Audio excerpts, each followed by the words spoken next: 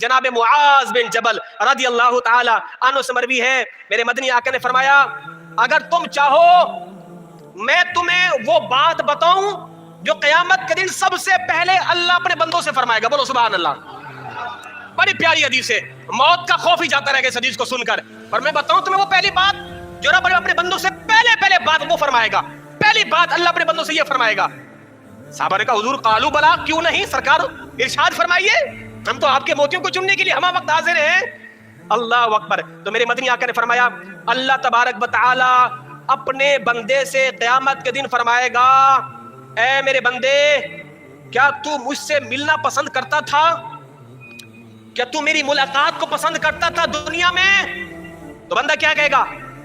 جی میرے مالک میں تیری ملاقات کو پسند کرتا تھا، میں تیری ملاقات کا مشتاق تھا۔ اب اللہ فرمائے گا کیوں مجھ سے ملنا چاہتا تھا؟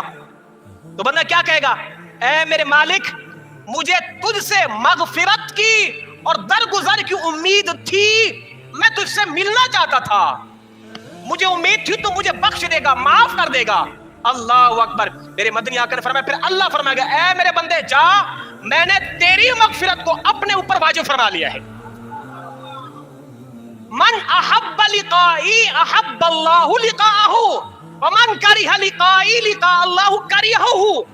حدیث پاک میں اللہ فرماتے ہیں جو ہم سے ملنا پسند کرتے ہیں ہم بھی پسند کرتے ہیں، جو ہم سے ملنا نہیں چاہتا ہم بھی ملنا نہیں چاہتے، جو ہم سے ملنا ہم بھی ملنا چاہتے ہیں نا۔